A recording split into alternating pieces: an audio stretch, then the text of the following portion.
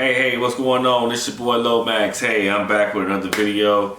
Today we're going to talk about cognitive dissonance, and I'm going to use this word a lot.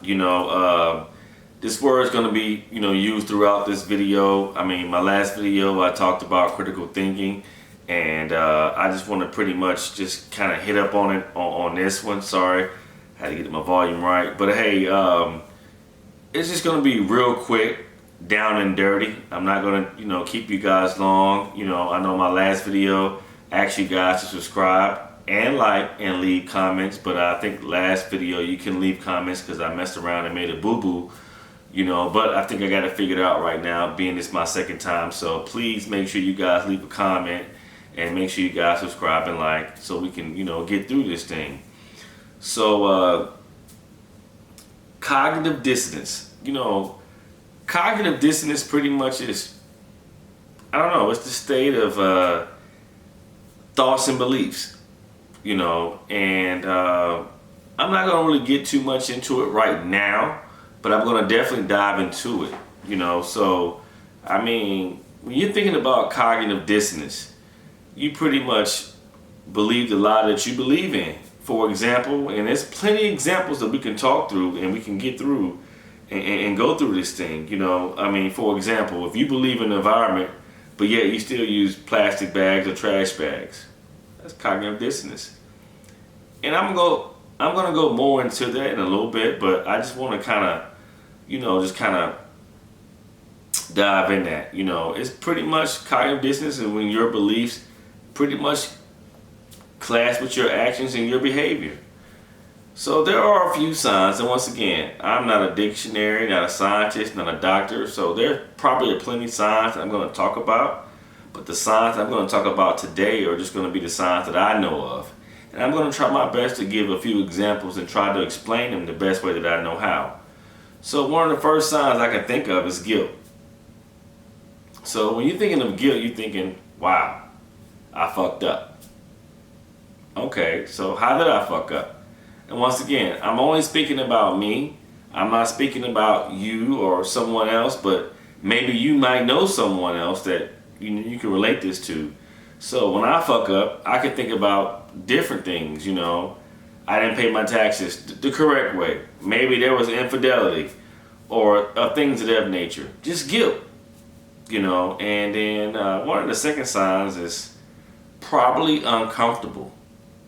So when you feel uncomfortable and you're not comfortable in your own skin, it can almost mean a sign of, cognitive dissonance. Avoidance. Wow, this is really, really, really, really, really, really, really close to me, because avoidance is one of those things where, you can think of, well, for me, avoidance. Oh, shit. I had a hangover, and now I'm trying to avoid maybe my actions, what I did the day prior, the night before, or whatever, or what I said to someone. Once again, this goes back to CD, and CD for this conversation sake is cognitive dissonance. Another sign could be missing out, and I'm guilty of this as very well. I'm guilty of this as well. I might have missed out on a few family reunions. Might have missed out on a child's birthday. Hell, might have missed out sometimes going to work on time like I should have been. Once again, it goes back to CD. And they all tie in, but another sign could be shame. Sometimes we could be really, really, really ashamed of ourselves, or we can hear the old cliche, you ought to be ashamed of yourself. But when we're not ashamed of ourselves, we experience cognitive dissonance. And another sign, step, whatever you want to call it, could just be plain on, ignorance.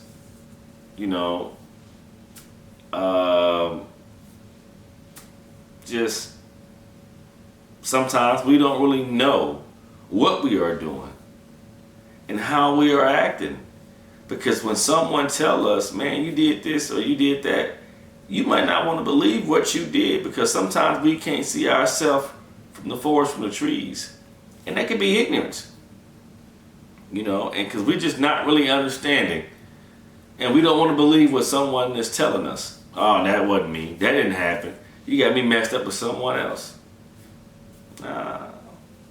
And another sign could be definitely rationalization. I like to look at rationalizing sometimes as more as compromising, because we have to rationalize and try to be understandable and comprehend, or try to comprehend things the way that we can. Because if we can't rationalize with our partner, spouse, loved one, mother, father, or even our child, we missed the boat. Because we have to sometimes take ourselves out the situation. But when we can't take ourselves out the situation, we're no longer putting ourselves to try to rationalize with someone. So when you can't rationalize, when you can't rationalize, you're in the whole step of cognitive dissonance. So, I don't know. I like to look at cognitive dissonance as, I don't know, sometimes it's kind of like almost contradictory beliefs, because we contradict a lot of the things that we say we're not, and it almost can go to gaslighting, and it can almost be a form of I don't know, I can't think of the word right now, but it's gonna come back to me. So we have to make sure that we don't really contradict ourselves, and we don't live ourselves pretty much as a lie. It is what it is, because when you're in cognitive dissonance, your beliefs are pretty much incongruent. And when you in incongruent behavior, you just think your way is right and your way is always right, and you don't look at things. And that's why we have counseling and forms of, things of psychiatry and things of that nature. So we have to, make sure we understand, or at least try our best to understand, and take ourselves out that situation, or take ourselves out that moment, and try to look at things from a different point of view. And the science part of it is, I think it's called, I can't even really pronounce it the right way. It's like dorsolateral prefrontal cortex.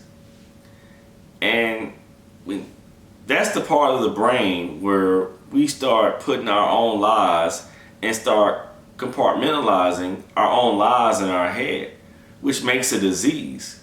And when it becomes a disease, it becomes dangerous. We become almost to the point of almost narcissistic, and we start gaslighting, and we started making everyone else feel some kind of way, because we just want to just make them feel that kind of way, because we can't accept our own truth. And it's basically when you tell yourself a lie, and when you start believing your own lies. We all go through it. I can't sit here and tell you that I'm perfect and I didn't go through it. Hell, I'm probably going to tell myself a lie here shortly.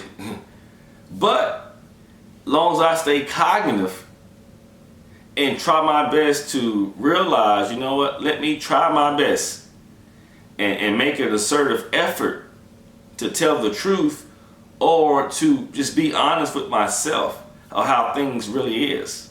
Once again, I'm not going to tie it back into this pandemic, because there's a lot of things with this whole cognitive dissonance ties along with this pandemic. But we have to just, especially for, whether you're anti-vaxxer or vaxxer, and I said I wasn't going to go back to it, but I just did. So now I gotta come back to it, because now I'm being in cognitive dissonance. But we have to believe in our own truth, and we sometimes can't alienate people and make people try to see it our way, because we have to understand they're going to see it their way. And this has really just been really good to me, because I'm learning, and when I learn something, I want to definitely share it. And if I can share it, I just feel like I've done my job. and I can feel better because it's keeping me honest at the same time. So once again, I think I got it figured out this time. This is my second video. So please hit like, subscribe, go ahead, leave a comment, and please, you know, you can't hurt my feelings, and I can't hurt your feelings. At least I'm trying not to. But we can all get through this thing together. So once again, I appreciate it. You guys have been really good to me, you know what I'm saying? So hey, you guys take care. God bless. Out.